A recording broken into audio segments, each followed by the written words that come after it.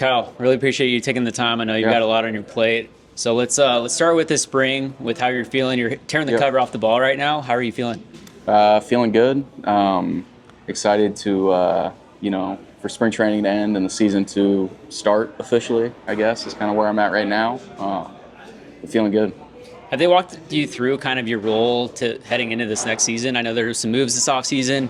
Josh Naylor was sent away, which opens the spot. Carlos Santana came in. Right. They've kind of let me know where I'm at a little bit. It's a long season, so I'm sure I'll, have plenty of opportunities and stuff. Yeah. Let's take it back to the high school days and the recruiting process and the journey to Washington State to this point. Right. You grew up in Coeur d'Alene. Yep. What was your recruiting process like going to WSU? Yeah, I didn't have a ton of offers or anything like that coming out of high school. I was 165, 170 pounds, small, wiry, slow, just not a great athlete. So I didn't have much. I was always, a good hitter, but I don't think many college coaches thought that it would translate to that next step. Kyle, I saw you Palouse Summer Series going into your freshman year at WSU, and everybody that was there was like, who is this guy? Yeah, ball leaving the bat, exit velocity, loud contact. Right. How did you feel going into that first year at WSU? I was thrilled, man. It was, by far the best opportunity I had coming out of high school. So I was really excited to stay relatively close to home, but, far enough to get to enjoy college. I was thrilled to be going there. Your first couple seasons, you get your feet wet that first year, then COVID happens the second year, and then you turn into an All-American that third year. I believe 20 homers, 61 RBIs, led the team in ribbies. What was that like, having to go through just a wonky season like that and then getting ready for your final year? Right. So COVID was really disappointing for me, just because I was planning on having a great year that year too. And then, having more to take into my junior year, more, I guess, of a background or something, or more of a resume leading up to the draft. So, getting to show up and have that great year my junior year was exactly what I needed. You also led the team your freshman year in RBIs. So did I? That's what it says online, at least. Very well could be wrong. Do you remember that? I don't. I didn't know that. I DH'd mostly my freshman year, which is funnily enough. Funny as it is, that's what I wound up doing in my rookie year last year. So I had no clue that I led that team in RBI. So we were not very good. So heading into your junior season, and then after that, what was the draft process like, and finishing out your career at Washington State? And what did you feel, having your name called? Yeah, it was special for the Washington State program, and then also, being just where I'm from, there's not a ton of players that are fortunate enough to be in that spot that I was in. The draft was awesome, man. I went a little bit higher than I thought I would have wind up going. Couldn't be happier with how things kind of unraveled. You kind of work your ranks up through the Rays organization. Yeah. Were you traded when you were in Durham? Mm-hmm. Okay. Take us through that process. Just first couple seasons with the Rays, and then, what is the whole process in terms of when you find out how quickly you're moving your stuff, like the whole shindig? Yeah, so I played my first professional season at Bowling Green and Montgomery, Alabama. Loved both of those places. I killed it. Had a great year, and then went to Durham the following year. And that was kind of the first time I had really struggled, I would say. And then wound up getting hurt, so I was back in Florida at the complex rehabbing. The trade deadline was kind of approaching. The Rays were really good at the time at the big league level. They needed starting pitchers, so I wasn't sure if I would get traded. But I mean, I got home from rehab one day, laid down to take a nap, and got a call. And getting a call from this specific person, I knew that I kind of had a feeling that I had just been traded. So you woke up and had to call him back? Or, no, I hadn't even fallen asleep. I was Oh. just like laying down after the day was done, like getting ready to watch some TV or take a nap or something. And then phone starts ringing. I'm like, oh man, all right, let's see where I'm going. Is that the first time you got a call from that person? No. Just given the timing, trade deadline, I think the trade deadline was the next day. So just given the timing of it all. And I guess the other end of that is, hey, you have another organization that scouted you, looked at you, and said, hey, this is a guy that we want for the future. So what how do you take that to, where hey, we have an organization that wants me?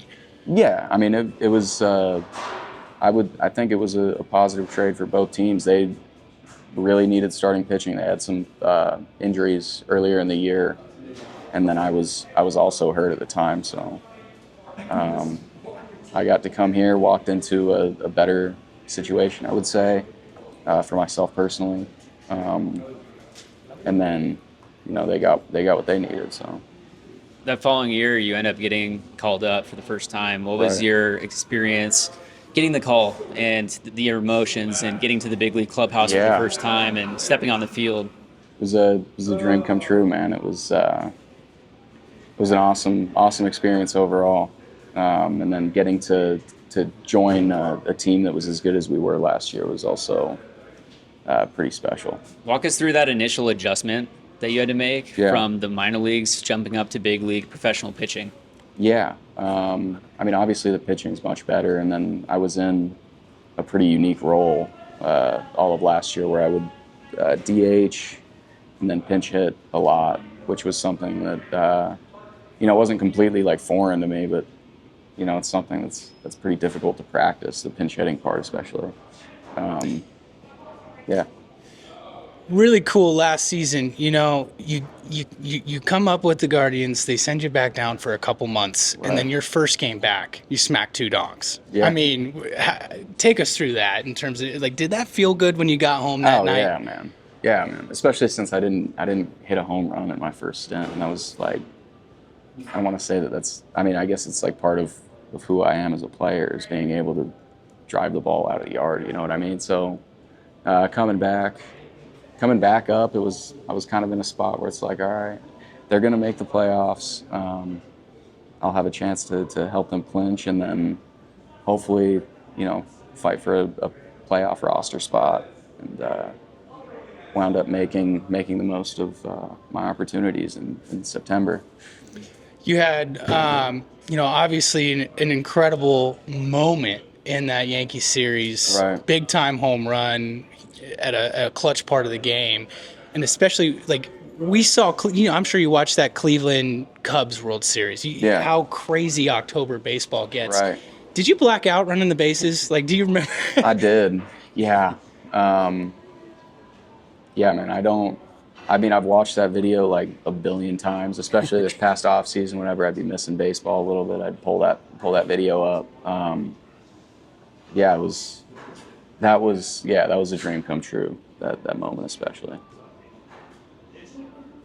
And then walking through this offseason, your team gets eliminated. You head to the offseason. What are those conversations that the organization is having with you on what your role is going to be moving forward? And then how locked into the moves throughout the offseason are you? Are you guys as players paying attention to everything that's happening, or are you just kind of trying to relax and take some downtime? Yeah, I mean, I definitely relaxed, but I would say I went into the offseason feeling like really, really inspired, really hungry, ready to get back to work. But I mean, of course, I was paying attention to the moves we were making, of course. I knew that would come with more opportunities for me, and a great chance to learn from Carlos, who's been playing for, I think this is like his 15th season or something ridiculous. So I'll be able to learn tons from him and hopefully get in there at first base a little bit. And excited. Yeah, so Carlos is wants to come home basically, and so what are your first interactions with him when he is signed? Yeah, he's been he's been great, man. He's veteran presence, professional, through and through. So I think he's a great addition to the team. In terms of, nowadays baseball is so analytical. A lot of platoon spots on every team. All 30 teams across the board. What did you take into this offseason in terms of maybe attacking left-handed pitching and avoiding maybe a platoon role? Right. Just working off machines, working against left-handed breaking pitches was kind of the main thing. I hit lefties in the minors pretty well. It's just one of those things. The more I face them, I feel like the better I'll get against them. More reps, obviously. And, yeah. Question that we all, fans love to hear is, who are maybe the two nastiest pitchers you've had to step into the box with in your major league career so far? Yeah. Verlander was probably the coolest to me, just because I grew up. He was my favorite pitcher to watch growing up. So I went into that game just looking to hit a homer off of him. He punched me, struck me out a couple of times. I think I chopped one to first in my third at bat. So he was the coolest pitcher I feel like I faced.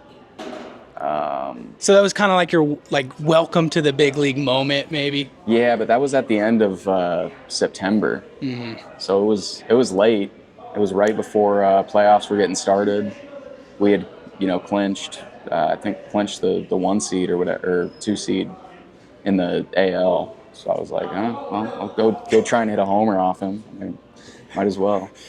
MLB actually just posted something on Instagram that was voted by all the players, and your teammate, Jose Ramirez, by all of his, fellow league mates, was voted as the most underrated player in baseball. What's it like playing with a guy that's so low key and, no offense, but national media, they're not going after Cleveland right away, Right. Yeah, no, it's a weird thing. It's cool. He's the man, obviously. I don't understand how he's necessarily underrated. He almost went 40-40 last year. Yeah, which, that's insane. Doesn't happen. I think it speaks for itself. Yeah. I feel like baseball people that know baseball know how good he is. I think, like you said, the mainstream media just doesn't promote him quite as much as all the other superstars. But he's definitely the man. How about Stephen Vogt? What does he bring to this clubhouse? Yeah, he's another great head coach. Obviously played a long time, so and he's pretty fresh out of it. So he's got so much insight for young players, older players. Just a really relatable, easy guy to play for. And then what are your big goals for 2025, or what are you most looking forward to? I just want to stay healthy and let the chips fall where they may. But just excited to get hopefully a full season. Last one from me. It's a 2-part Coug question. First part, Ryan Walker doing his thing with the Giants. Obviously, you guys kind of missed each other by a couple years at WSU. Ian Hamilton, Oregon native, also with the Yankees. Yeah. You guys ever chat or anything? You kind of just take a look at what Walker's doing? Just, it's awesome to see him doing what he has. The crossfire. Given that we never played with each other, there's not really a relationship there. Yeah. You haven't faced him before yet in the big leagues? Or minors? Okay. Or minors, no. Haven't faced him, but I wish, both of those guys the best. Yeah, his baseball savant page is just all red. 98th percentile, 99th percentile. And then the second part is you got a couple Beeves here on this roster. Bazana just drafted. Stephen Kwan, obviously at the major league level. Yep. Do you guys kind of have your little Pac-2 corner? Yeah, we do. Kwan talks about it a lot. We talk about it a little bit. Yeah. I've seen Kwan play chess. Are you a chess guy at all? No, not a chess guy, not me. Okay. Kwan's really good though. We've got a few guys that are pretty big into the chess scene, but not me. Awesome. Well, Kyle, really appreciate your time. Best of luck this season. Go Cougs, and we'll see you out there. Go Cougs. Appreciate you guys. Sweet. Thank you. Appreciate it. Good deal.